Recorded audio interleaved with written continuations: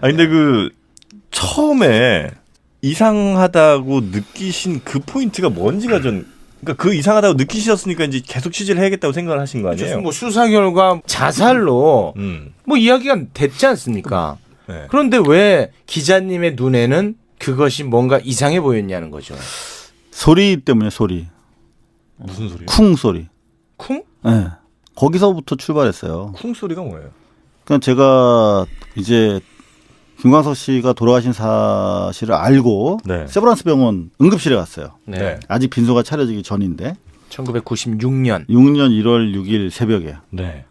그런데 응급실 바닥에 어떤 할머니 한 분이 이렇게 앉아 계시더라고요. 그래서 혹시나 해서 김광석 씨 관련되신 분이니까 유족이십니까? 그랬더니 장모래요. 장모. 네, 그래서 제가 이렇게 수첩을 딱 꺼내 들고 정말 안 됐습니다. 가슴이 아픕니다. 인사를 하고 네네네. 인사 중요합니다. 어떻게 발견하셨대요? 네네. 직접 보셨어요? 그랬더니 네. 아니 내 딸이 자고 있는데 새벽에 전화가 왔다. 네. 뭐라고 전화가 와요? 자고 있는데 거실에서 쿵 소리가 나서 나가 보니까 사위가 목매달아서 죽어 있었다라고 하더라. 그래서 제가 수첩에다 쿵 이렇게 적어놨어요. 쿵. 동그라미 2번 치고. 네. 제일 중요한 팩트거든요. 이건. 그리고 나서 들어가서 기다렸는데 잠시 뒤에 그 부인 네. 유일한 목격자죠. 서예순 씨가 딱 네. 소복을 입고 들어오시더라고요. 그래서 사실 그런 자리에서 인터뷰하는 게 그렇지. 조심스럽죠. 네, 조심스럽죠. 네. 조심스럽게 여쭤봤어요. 네네. 어떻게 돌아가셨습니까? 그랬더니 첫 마디가 자살이에요 그러더라고. 자살이에요. 뭐 다른 이야기 없이 자살이다. 자살이에요. 자살했어요 그러더라고요. 그래서 이상하다. 보통 자살했다고 하더라도 그렇게는 얘기 안 하거든요 우리가. 그래요?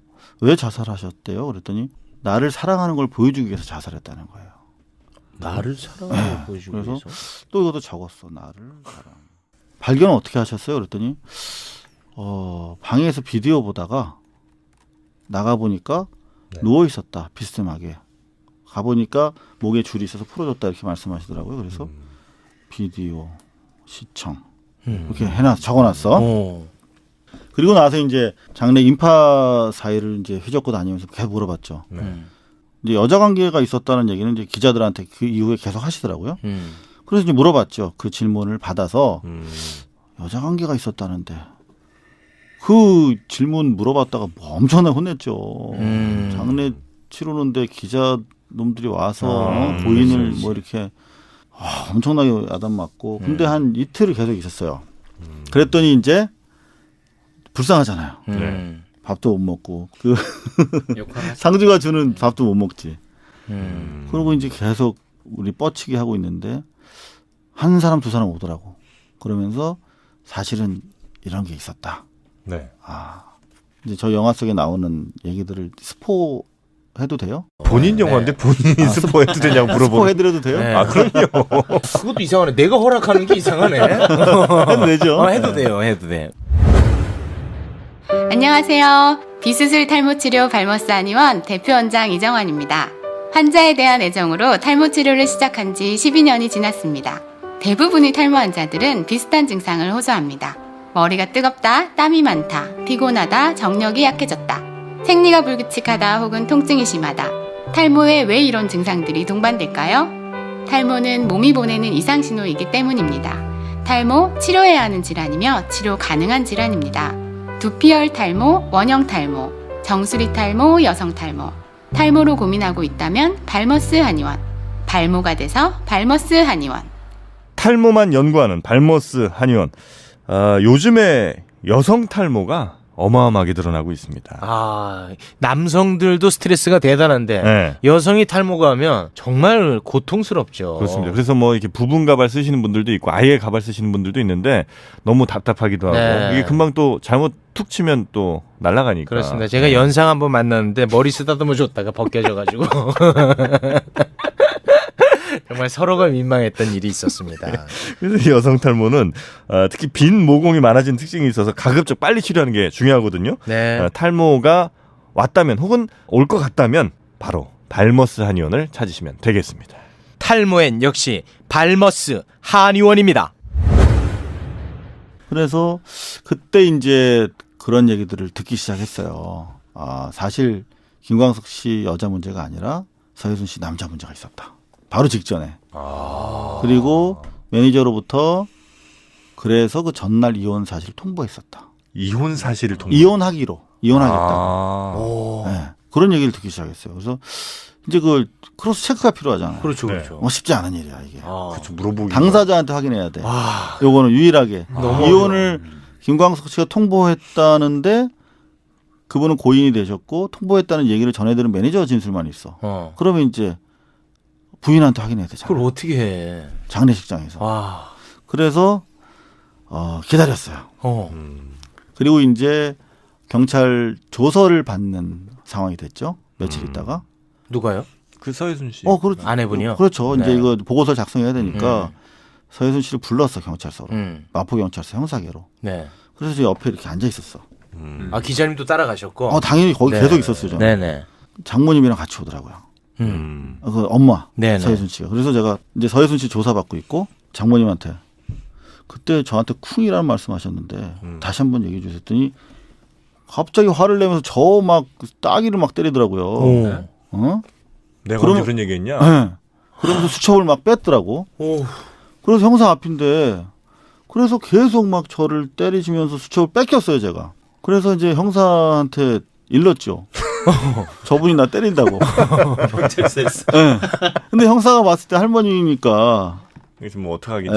할머님 더구나 유족이시니까 그럼. 참으라고 그래서 참았죠. 그래서 이제 수첩만 달라고 수첩 받았어요. 네. 쿵에다가 동그라미 한 번 더 쳤어요. 3개네. 네, 3개 쳤어요. 그리고 이제 진술 조서를 확인했죠. 이제 서혜순 씨 가고 나서. 네네네. 그랬더니 비디오 봤다고 딱 해놨더라고 진짜로. 그래서 제가 밖에 서혜순 씨 있길래 물어봤어. 무슨 비디오를 봤냐? 했더니 무슨 비디오를 봤대. 네. 근데 자기가 20분을 보고 나갔다. 이렇게 얘기하는데 그 영상에는 20분에 그런 내용이 없어. 그래서 이상하잖아 또. 그리고 나서 잠깐만요. 그러니까 20분 동안 비디오를 보고 이제 쿵소리가 나가서 나갔는데 콩소리 났다는 얘기는 안 하더라고요. 그 얘기는 안 하고. 네. 그리고 20분 밖에 네. 20분 동안 비디오를 보고 네. 자기 밖에 혹시 자나? 해서 그러고 나갔다는 나갔는데 거예요. 그랬더니 죽어 있었다는 거거든요. 근데 20분 동안 본 내용이랑 그 영화 내용이 달라. 그 20분에 그런 내용이 없어. 비디오 내용이 다르더라고. 그래서 여하튼 이제 저간에 제가 취재된 내용을 제가 쫙 이렇게 그때는 컴퓨터도 없고 핸드폰도 없을 테니까 네. 제가 집에서 켄트지에다가 이렇게 적었어. 브리핑 하려고. 음. 전 수습 기자밖에 안 되니까 취재하는 방법도 모르고. 아, 수습 기자였어요? 수습 기자 때. 아. 그래서 형사 계장한테 갔어. 밤 12시에. 당직 쓰고 있더라고. 그래서 쭉 브리핑을 했어. 그러니까 이거 재조사 해야 된다. 오. 네. 그랬더니 형사 과장한테 한번 가보라. 그리고 과장한테 또 내가 새벽에 또 기다렸다가 네네네. 브리핑을 쭉 했어. 그 석연치 않은 이유. 장례 기간 중에 또 뭐 3천만 원을 송금을 했더라고요. 그 남자 관계에 있었던 남자한테. 아, 그래서 그 아내분이? 아내분이 3천만 원 송금을 해요? 그래서 이상한 내용들이 많아서 자 이게 뭐 혐의점을 두고 이거 일반 그 변사 사건처럼 똑같이 좀 해달라. 그래서 다시 불러서 조사를 했어. 경찰이 서혜순 아내분을. 씨를. 네. 2차 진술 조서에서는 비디오 본 얘기가 빠졌어. 그리고 자고 있었대 자기가. 자고 있다가 혹시 추울지 모르니까 광석 씨가 이불을 들고 나갔다. 이렇게 네. 바꿨어 진술을. 또 이상하잖아요. 네. 그래서 저간에 이제 취재된 내용들이 계속 확보가 되고 보고를 했지. 캡이랑 바이스한테. 그때 보고할 때는 기자님은 내심 요거 가능성이 있다 이렇게 보셨겠군요. 이건 상당히 수상하다. 아. 그때는 지금 이제 몰랐던 부분들이 더 있었지만 그때 그 정도만 가지고도 그러니 이제 선배들이 부검 결과 나오면 기다려보자 부검을 하긴 했군요. 했어요. 네. 왜냐하면 서혜순 씨 빼고 다른 유가족들은 자살 아니라고 주장했거든. 김광석 씨의 뭐 친가 쪽 형님, 네네네. 누나들. 네. 근데 부검 소견서에는 그때 보여주진 않았는데 우리한테 네. 그냥 자살이라고 나왔다는 거예요. 그냥 경찰 조사 내용을 그대로 그냥 받아서 이렇게 부검 결과가 나왔다는 얘기를 들었어요. 그리고 이제 더 이상 취재하지 말라고 하시더라고. 누가 캡이? 네, 우리 선배가. 그러면 저희는 취재를 하면 안 돼요. 왜냐하면 계속 다른 걸 시키니까. 네네. 근데 계속 했지.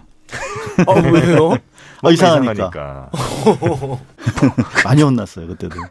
그래서 네. 그분들이 이제 제가 명함을 막 드리고 다녔을 거 아니에요. 그때 명함 뽑은 지도 얼마 안 되니까 막 네. 뿌리고 싶었을 거 아니야. 전화를 주시더라고. 그래서 듣는데 이제 깜짝 놀랄 만한 얘기들이 나오는 거야. 그래서 이걸 계속 취재를 해야 되는데 일단은 회사에서는 이건 소송이 100% 들어오니까 안 된다라고 이제 하셔서 조금 이제 머리가 커져가지고 2580 카메라 출동 이런 부서에 이제 가게 됐어요. 계속 네. 이제 탐사 쪽으로 네. 그쪽에서 시도를 했죠. 아. 근데 이건 100% 소송이 들어오기 때문에 안 된다는 거야. 그래서 못 하다가 이제 해직을 당하죠. 5년 전에. 네. 근데 여하튼 이제 잘렸으니까 제가 할 수 있잖아요. 제 책임 취재를 하에서 이제는. 네. 하면 되잖아요. 그래서 취재를 하고 있던 와중에 이제 물난리가 또 났어요. 물날이요? 저 이한열 기념관에 지하에 있었는데 사무실이 네. 거기가 웬만해서 물이 안 샜어요. 아 진짜 물난리구나. 네. 네. 그래서 물난리 나는 바람에 좀 많이 자료가 상했었죠. 어떻게? 그래서 이제 결정적으로 이제 더 이상 취재 못 하나 보다. 전두환 파일도 있었지만 거기 이제 주로 김광석 테이프랑 이제 취재 내용들이 있었는데 여하튼 그렇게 해서 결국은 취재를 다시 시작했죠. 아유. 그렇게 해서 100% 자살이 아니다. 그리고 타살 가능성 99.9%의 결론 도달해서 영화를 만들게 된 거죠. 근데 그 쿵 소리 때문에 하셨다고 했잖아요. 네, 쿵소리 때문에. 쿵 소리가 이상한 이유는 뭐예요? 뭔가 딱딱한 표면에 충돌 시에 발생하는 소리니까. 그렇다면 뭐가 이렇게 쿵 떨어졌다는 거죠. 네네네. 근데 김광석 씨는 서혜순 씨 진술에 따르면 그냥 편하게 계단에 누워 있었다. 목에 줄을 3번 감은 채. 그냥 다른 거예요. 쿵 소리가 날 수가 없는 거군요. 나 못 나죠. 그럼 뭔가 좀 숨기고 있는 건데 결정적으로 저희가 스포일을 드리면 목에 3번 줄을 감아서 이제 질식사 한 거거든요. 네. 경부 압박에 따라서. 그런데 그러면 줄이 남아야 되죠. 사큰이라고 하거든요. 줄 자국이. 줄 자국이 남아야 돼. 네네네네. 줄 자국이 3번이거나 또는 겹쳐서 최소 한 번이라도 네네네. 360도 둘러져야겠죠. 근데 줄이 선이 하나야. 그리고 앞부분만 있어요. 뒤에는 없어. 뒤에도 생겨야 됩니까? 그렇죠. 360도 이렇게 꽉 묶여야 3번을 감았다고 했거든요. 네. 3번을 감아서 누운 채로 발견됐다. 라고 하는 자살을 구성하는 기본적 전제. 여자 문제는 이미 반대인 걸로 드러났고 네. 우울증 약은 몸에서 발견되지 않았고 우울증이 있다고 했는데 네. 결정적으로 상태가 줄을 3번 감은 채 발견했다고 했는데 아닌 거죠. 뒤에 줄 눌린 자국이 떨어져 있다는 거는 저희가 법의학 학자들한테 여러 차례 물어봤는데 네. 목맬 때 생기는 게 아니라 뒤에서 목을 조를 때 줄이 교차하잖아요. 그리고 손이 닿잖아요. 네. 그 정도의 너비로 그 눌린 자국이 발생하지 않는다고 합니다. 그러니까 교살의 특징적인 줄 눌림 자국이다. 라는 거죠. 누군가 위에서 이렇게 목을 이렇게 했다는 얘기겠군요. 뒤에서. 뒤에서. 그렇죠. 아. 목을 조른 거죠. 아. 정리를 하자면 누군가가 고인의 목에다 줄을 감은 채 뒤에서 줄을 당겨 사망케 했다는 것입니다. 그래서 이런 내용들을 기본적인 팩트로 깔고 추가적 취재가 이제 이루어진 거예요. 그래서 이 팩트들을 영화 속에 녹여놨어요. 박용수 특검이 오셨어요, 이번에 시사회 때. 특검이요? 네, 특검께서 그쪽에서 먼저 연락이 오셨어요. 왜요? 이분이 서울지검 강력부 부장 출신이거든요. 네. 강력 사건 이런 사건에 관심이 되게 많으세요. 어. 그래서 오셔서 상당히 그동안 의구심이 있었는데 대단히 충분한 자료가 있다. 라는 말씀을 하시더라고요. 근데 사실 더 엄밀하게 말씀드리면 강력부랑 사건이 관계가 있어요, 이게. 그러니까 뭐냐면 2002년인가 이제 디저 정부 출범해가지고 네. 사건을 어떻게 제기해 보려고 일단 자살로 덮이면 이게 재수사가 정말 어렵거든요. 그래서 이제 MBC 검찰팀을 통해서 저희가 협조 요청을 했어요. 좀 이런 상당히 의심점이 많다. 그랬더니 그러면 거짓말 탐지기를 돌려보자는 거예요. 그래서 이게 사람 없이 되냐? 그랬더니 여기 찍어놓은 테이프 있으면 된다는 거야. 그래서 저희가 그걸 가져가서 돌렸어요. 그랬더니 뭐 얼굴 표정이라든가 떨림, 억양 이런 걸 종합적으로 보시더라고요. 그 영상이 뭐죠? 서혜순 씨를 제가 20년 동안 3차례를 인터뷰했어요. 그때 못 물어봤던 것들. 그 인터뷰에는 왜 응했을까요? 그게 이제 저 영업 비밀인데 네. 다양하게 접근했죠. 오랜 기간 나름대로 접근하기 위해서 노력을 했죠. 여하튼 그래서 이 영화가 가능했던 거예요. 아니 우리 저 기자님의 이제 이런 의혹이 있으셨는데 어쩌면 우울증 약은 발견되지 않았지만 우울했을 수는 있잖아요. 그러니까 그 옆에서 지켜보신. 형은 네. 공연할 때나 뭐 이럴 때 답답하고 힘들다라는 그런 인간관계에 대해서 얘기를 많이 했어요. 네. 가족에 대한 관계는 얘기 안 했지만 특히 또 결혼하자마자 아이가 또 생겼고 그리고 아이가 또 발달 장애가 있었고 이런 여러 가지 그런 가정 상황 속에서도 형은 공연을 통해서 그래서 계속 또 해라는 별명이 있었단 말이에요. 공연이 끝나고 나면 또 하고 음악으로 계속 풀었던 것 같아요. 저도 참 이 점에서는 굉장히 좀 의문이 많고 최근에 광석이 형 박물관이 또 생겼어요. 김광석 거리에. 네네. 대구에. 예, 대구에 생겼어요. 제가 이제 채완홀이라고 제 소극장도 거기에 있습니다. 그 죄송해요. 영업은 하지 마시고 옆에 바로 있어서 제가 얘기 말씀드려요. 아이, 불편합니다. 네. 거기 바로 옆에 생겼는데 네. 예, 편집을 해주시면 좋을 것 같아요. 그 얘기 다시 하겠습니다. 아니야. 그래서 미안합니다. 네. 예, 지금 대구에 가면은 김광석 스토리하우스라고 김광석 거리에 생겼어요. 네. 근데 그곳을 이제 서희순 씨가 운영을 하고 있어요. 미국에 있다고 하지 않았습니까? 예, 아닙니다. 아니에요? 예, 최근에 계속 거기 왔다 갔다 하고 있고요. 그리고 자기 오빠가 그곳에 자주 왔다 갔다 하면 그게 운영을 하고 있어요. 서혜순 씨 오빠. 예, 예. 네. 이 서혜순 씨 오빠가 전과가 당시에 13범이었어요. 예. 강력범죄로. 와, 이게 MB... MB인 줄 알았어 나는. 근데 문제는 네. 그 변사 현장에 네. 건물 안에 서혜순 씨 오빠가 있었는데 예. 경찰이 수사를 안 하더라고요. 제가 아무리 얘기를 해도. 당시라고 하는 거는 그 사고 당시요? 96년 1월 6일 새벽. 그때 오빠가 있었어요? 그럼요. 이 집안에? 어우, 나 깜짝 소름 돋았어 지금. 어우, 그 여자 혼자서 어떻게 목을 조르냐 뭐 이런 얘기가 네. 가능하잖아요. 근데 오빠 요소를 모르면 그렇게 얘기할 수 있죠. 있었다는 팩트가 그거는 팩트로 나와 있어요. 아, 그렇습니까? 네네. 왜 있었다고 혹시 그 얘기는 하나의 서혜순 씨가 뭐 그냥 우연히 왔다고 하는데 그분이 집이 인천이기 때문에 우연히 오실 수 있는 상황은 아니고. 그때가 광석이 형 집이 마포구였거든요. 네.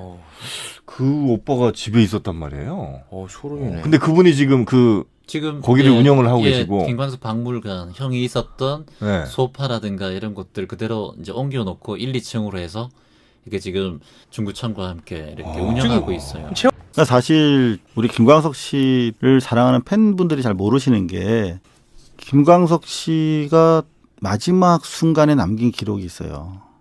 저희가 정말 힘들게 확보한 자료인데 마지막 순간이면 어느 정도 마지막 순간인 거죠? 12월에 작성한 일기. 12월에 1월에 돌아가셨는데. 일기. 네. 근데 거기에 보면 사실 매우 자세한 얘기가 나와요. 그러니까 왜 이혼을 하려고 했는지 그 서혜순 씨의 남자 관계라든가 그런 것 때문에 이혼을 통보한 상태였고 결국은 이제 그 프로파일러 분들의 이 지적입니다만 변사 사건에 있어서 가장 중요한 것은 그 수혜를 받는 사람. 이를테면 뭐 보험금을 노린 뭐 그런 살인 사건 같은 게 많지 않습니까? 네. 네네네. 기본적으로 변사 사건에 있어서 그 수혜 대상자에 대한 철저한 조사가 필요한 거거든요. 그런데 이 경우에는 당시에 홍대 앞에 그 건물 원룸 빌딩 그거 최소한 40억대 정도 지금은 더 되겠지만 그리고 음원에 대해서 평가가 엇갈리긴 하는데 대체로 한 100억 정도 지금 더 밸류가 뛰고 있잖아요. 그러면은 충분히 그 조사를 해야 되는 거죠. 더구나 결혼 전에 김광석 씨에게 결혼 사실 숨기고 결혼했단 말이에요. 그건 무슨 얘기입니까? 그러니까 김광석 씨랑 결혼하기 당시에 네. 다른 남자랑 결혼한 상태였죠. 에? 그리고 애도 있었고 다른 남자랑 임신한 상태였고. 다른 너무 남자를- 너무 많은 얘기를 드리는데 아니 그게 아니라 그 다른 남자의 결혼 경력이 있는 걸 속이고 결혼한 거예요. 사기 결혼을 한 거죠. 근데 그런 사실을 네. 김광석 씨가 알았어요. 결혼하고 나서. 나중에 네. 그리고 나서 원래 한번 이혼하려고 했던 거죠. 그게 이제 돌아가시기 3년 전의 일인데 네. 그때 이혼을 못하게 한 게 아버님이에요. 아버님이 대구 분이잖아요. 김광석 씨의 김광석 씨 아버님. 예. 워낙 이분이 선생님 출신이고 연예인이 모범을 보여야 한다. 아. 사실 여러분들 기억하실지 모르겠지만 20년 전만 해도 이혼하면 맞아요, 연예계 맞아요. 못 들어왔어요. 맞아요.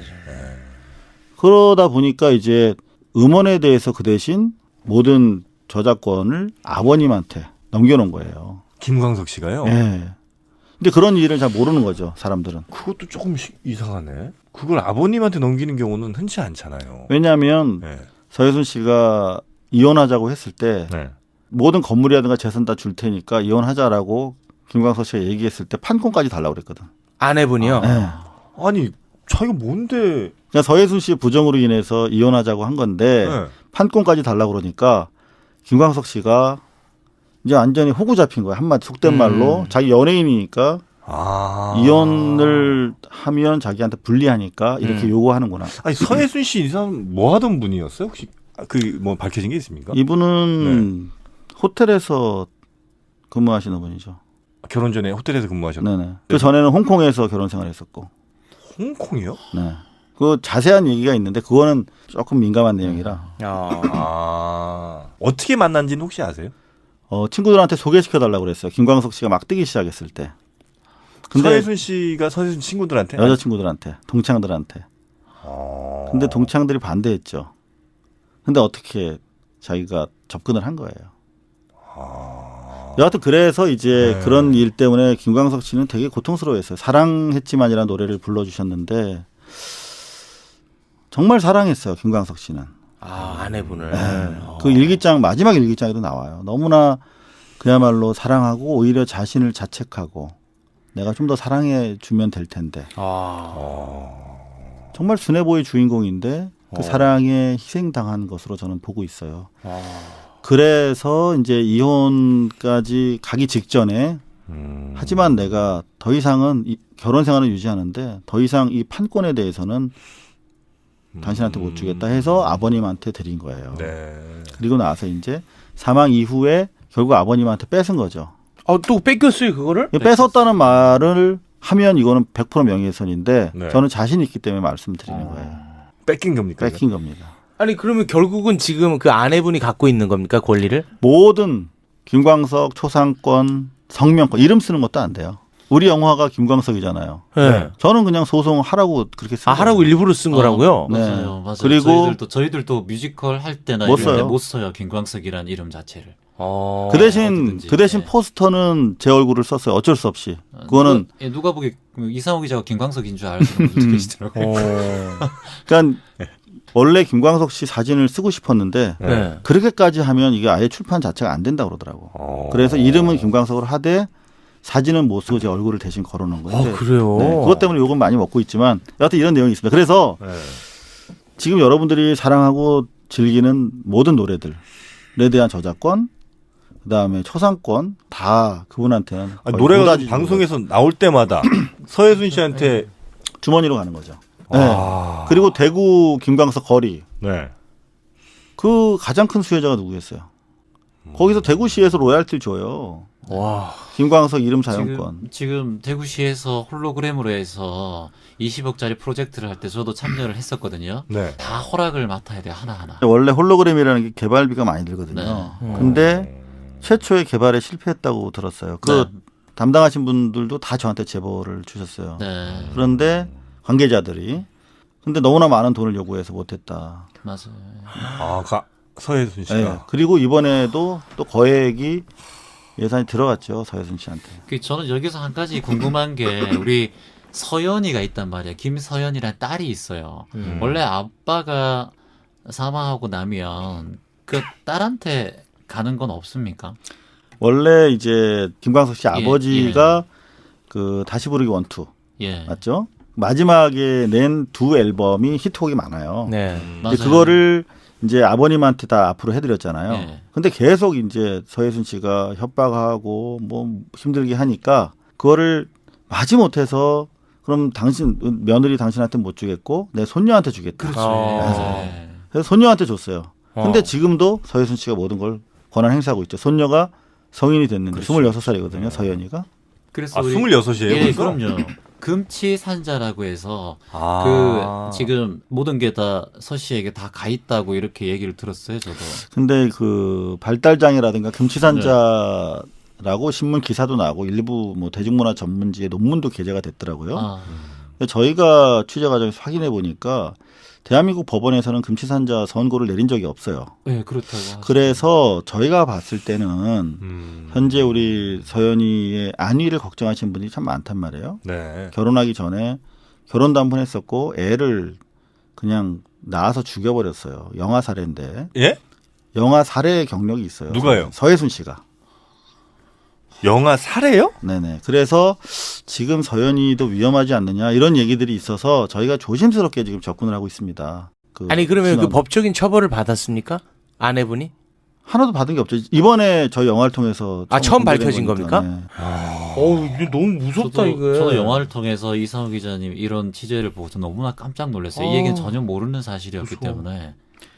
그럼 음악 하시는 분들 이제 뭐 김광석 씨랑 친하셨던 뭐 분들 그분들은 어떻게 이걸 알고 특히나 이제 예. 채원 씨, 박학기 씨랑 친분이 또 있지 않습니까? 예, 뭐 들은 얘기 없습니까? 한동민 선배님 아예 말하는 그 자체를 싫어하세요. 아. 그리고 그, 그 일에 대해서 나는 그런 성씨도 꺼내기를 싫어하세요. 아. 이름 안 부르죠. 예, 이름 그 여자라고 아예, 부르죠. 예. 아. 더 심하게 부르는 분들도 많고요. 예, 그래서 광석이 형 친구분들은 다 그렇게 불러서 아예 얘기하지 마, 하지 마 이렇게 얘기를 하고 떠올리기도 싫어하고요. 그럼 근데- 그 사건에 대해서는 그러면 자살이 아닐 가능성이 매우 높다고 역시 생각을 하시겠군요, 그 그분들도. 형 친구분들은 다 그렇게 얘기하고 있어요.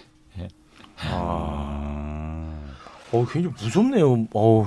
근데 이제 사실은 이런 게 제일 어려운 취재인 것 같아요. 제가 했던 취재들 중에서 저는 99%의 취재된 팩트에 1%를 확인한 게 있어요. 그걸 영화 속에다가 넣었기 때문에 영화를 보신 분들은 더 이상 자살이라고 믿지 않으시죠. 그래서 저는 뭐 영화 선전하려고 나온 건 아니고 광고하려고 왔어요.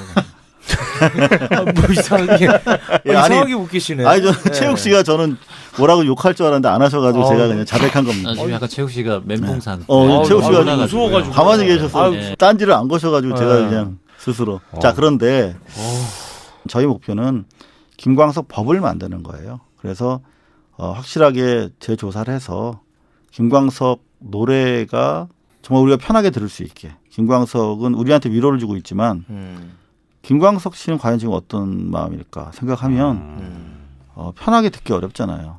제가 21년 동안 그렇게 들었거든요, 노래를. 네. 그러니까 편하게 진실을 밝히고 편하게 듣고 그 음악이 좀 더 널리 퍼질 수 있도록. 그럼에도 불구하고 김광석 씨가 그 아내분을 너무너무 사랑했다라는 게 마음이 너무 더 막 좀 마음이 불편하네요, 저는. 비수술 탈모 치료 발머스 한의원 대표 원장 이정환입니다. 환자에 대한 애정으로 탈모 치료를 시작한 지 12년이 지났습니다. 대부분의 탈모 환자들은 비슷한 증상을 호소합니다. 머리가 뜨겁다, 땀이 많다, 피곤하다, 정력이 약해졌다, 생리가 불규칙하다 혹은 통증이 심하다. 탈모에 왜 이런 증상들이 동반될까요? 탈모는 몸이 보내는 이상 신호이기 때문입니다. 탈모, 치료해야 하는 질환이며 치료 가능한 질환입니다. 두피열 탈모, 원형 탈모, 정수리 탈모, 여성 탈모. 탈모로 고민하고 있다면 발머스 한의원. 발모가 돼서 발머스 한의원. 탈모만 연구하는 발머스 한의원. 요즘에 여성 탈모가 어마어마하게 늘어나고 있습니다. 남성들도 스트레스가 대단한데 네. 여성이 탈모가 하면 정말 고통스럽죠. 그렇습니다. 그래서 뭐 이렇게 부분 가발 쓰시는 분들도 있고 아예 가발 쓰시는 분들도 있는데 너무 답답하기도 하고 네. 이게 금방 또 잘못 툭 치면 또 날아가니까. 그렇습니다. 제가 연상 한번 만났는데 머리 쓰다듬어 줬다가 벗겨져가지고 정말 서로가 민망했던 일이 있었습니다. 그래서 여성 탈모는 특히 빈 모공이 많아진 특징이 있어서 가급적 빨리 치료하는 게 중요하거든요. 네. 탈모가 왔다면 혹은 올 것 같다면 바로 발머스 한의원을 찾으시면 되겠습니다. 탈모엔 역시 발머스 한의원입니다. 그래서 그때 이제 그런 얘기들을 듣기 시작했어요. 사실 김광석 씨 여자 문제가 아니라 서혜순 씨 남자 문제가 있었다. 바로 직전에. 그리고 매니저로부터 그래서 그 전날 이혼 사실을 통보했었다. 이혼 사실을 통보. 이혼하겠다. 아. 네. 그런 얘기를 듣기 시작했어요. 그래서 이제 그 크로스 체크가 필요하잖아요. 그렇죠, 네. 그렇죠. 쉽지 않은 일이야 이게. 그렇죠. 물어보기. 당사자한테 확인해야 돼. 아, 요거는 유일하게 너무 이혼을 김광석 씨가 통보했다는데 그분은 고인이 되셨고 통보했다는 얘기를 전해들은 매니저 진술만 있어. 그러면 이제 부인한테 확인해야 되잖아. 그걸 어떻게 해? 장례식장에서. 와, 그래서 기다렸어요. 그리고 이제 경찰 조서를 받는 상황이 됐죠. 며칠 있다가. 누가요? 그 서혜순 씨. 그렇죠. 아내분이요? 그렇죠. 네. 이제 이거 보고서 작성해야 되니까 서혜순 씨를 불렀어 경찰서로. 음. 마포경찰서 형사계로. 네. 그래서 제 옆에 이렇게 앉아 있었어. 아, 기자님도 따라가셨고. 당연히 거기 네. 계속 있었어요. 저는. 네네. 장모님이랑 같이 오더라고요. 그 엄마 네네. 서혜순 씨가. 그래서 제가 이제 서혜순 씨 조사받고 있고 장모님한테 그때 저한테 쿵이라는 말씀하셨는데 다시 한번 얘기해 주셨더니 갑자기 화를 내면서 저 막 따귀를 막 때리더라고요. 오. 어? 내가 그러면- 언제 그런 얘기했냐? 네. 그러면서 수첩을 막 뺐더라고. 오. 그래서 형사 앞인데 그래서 계속 막 저를 때리시면서 수첩을 뺏겼어요 제가. 그래서 이제 형사한테 일렀죠. 저분이 나 때린다고. 경찰서에서. 네. 근데 형사가 봤을 때 할머니니까 그래서 뭐 어떡하겠지. 할머님 더구나 유족이시니까 그럼. 참으라고 그래서 참았죠. 그래서 이제 수첩만 달라고 수첩 받았어요. 네. 쿵에다가 동그라미 한 번 더 쳤어요. 세 개네. 네, 3개 쳤어요. 그리고 이제 진술 조서를 확인했죠. 이제 서혜순 씨 가고 나서. 네네네. 그랬더니 비디오 봤다고 딱 해놨더라고 진짜로. 그래서 제가 밖에 서혜순 씨 있길래 물어봤어. 무슨입니까? 그랬더니 첫 마디가 네. 자살이에요 그러더라고. 자살이에요. 뭐 다른 이야기 없이 응. 자살이다. 자살이에요. 자살했어요 그러더라고요. 그래서 이상하다. 보통 자살했다고 하더라도 그렇게는 얘기 안 하거든요 우리가. 그래요? 왜 자살하셨대요? 그랬더니 나를 사랑하는 걸 보여주기 위해서 자살했다는 거예요. 나를 사랑하고 보여주고 그래서 위해서. 또 이것도 적었어. 나를 사랑. 발견은 어떻게 하셨어요? 그랬더니 방에서 비디오 보다가 나가 보니까 누워 있었다. 비스듬하게. 가 보니까 목에 줄이 있어서 풀어졌다 이렇게 말씀하시더라고요. 그래서 비디오 시청 이렇게 적어놨어. 그리고 나서 이제 장례 인파 사이를 이제 휘젓고 다니면서 계속 물어봤죠. 이제 여자 관계가 있었다는 얘기는 이제 기자들한테 그 이후에 계속 하시더라고요. 그래서 이제 물어봤죠. 그 질문을 받아서 여자 관계가 있었다는데 그 질문 물어봤다가 뭐 엄청나게 혼냈죠. 장례 치르는데 기자 놈들이 와서 고인을 뭐 이렇게 엄청나게 야단 맞고 근데 한 이틀을 계속 있었어요. 그랬더니 이제 불쌍하잖아요. 네. 밥도 못 먹고 그 욕하는 상주가 주는 밥도 못 먹지. 그러고 이제 계속 우리 뻗치게 하고 있는데 한 사람 두 사람 오더라고. 그러면서 사실은 이런 게 있었다. 네. 이제 저 영화 속에 나오는 얘기들을 스포 해도 돼요? 본인 영화인데 본인이 스포해도 되냐고 스포 물어보는. 해드려도 돼요? 네. 그럼요.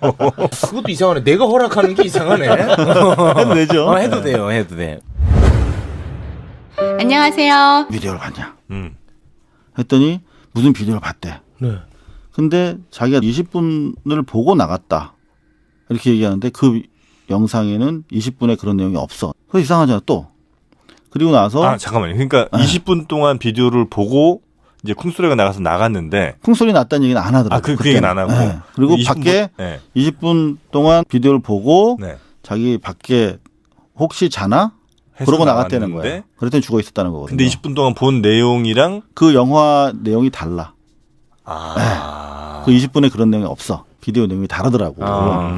그래서 여하튼 이제 저간에 제가 취재된 내용을 제가 쫙 이렇게 그때는 컴퓨터도 없고 핸드폰도 없을 테니까 네. 제가 집에서 켄트지에다가 이렇게 적었어. 브리핑 하려고. 음.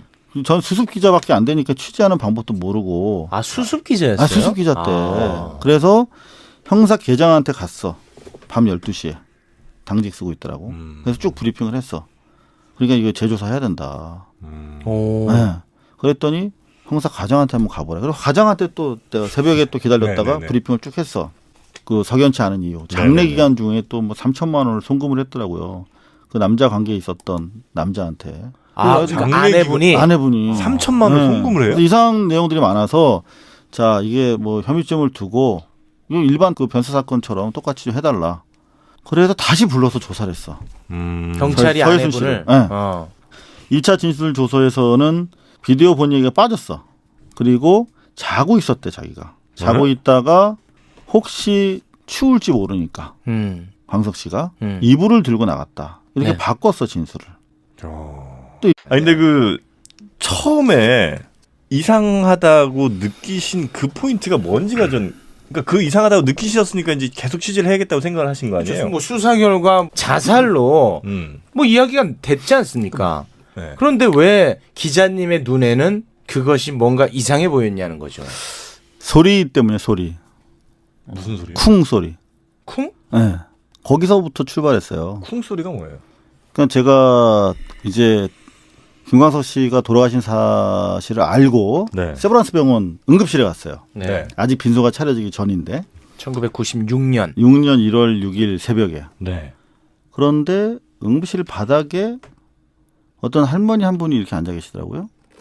그래서 혹시나 해서 김광석 씨 관련되신 분이니까 유족이십니까? 그랬더니 장모래요. 장모. 네, 그래서 제가 이렇게 수첩을 딱 꺼내 들고 좀 안 됐습니다. 가슴이 아픕니다. 인사를 하고 네네네. 인사 중요합니다. 어떻게 발견하셨대요? 네네. 직접 보셨어요? 그랬더니 네. 아니 내 딸이 음. 자고 있는데 새벽에 전화가 왔다. 네. 뭐라고 전화가 와요? 자고 있는데 거실에서 쿵 소리가 나서 나가 보니까 사위가 목매달아서 죽어 있었다라고 하더라. 그래서 제가 수첩에다 쿵 이렇게 적어놨어요. 쿵. 네네. 동그라미 2번 치고. 네. 제일 중요한 팩트거든요. 이거는. 그리고 나서 들어가서 기다렸는데 잠시 뒤에 그 부인 네. 유일한 목격자죠. 서혜순 씨가 딱 네. 소복을 입고 들어오시더라고요. 그래서 사실 그런 자리에서 인터뷰하는 게 그렇지. 조심스럽죠. 네, 조심스럽죠. 네. 조심스럽게 여쭤봤어요. 네네. 어떻게 돌아가셨습니까?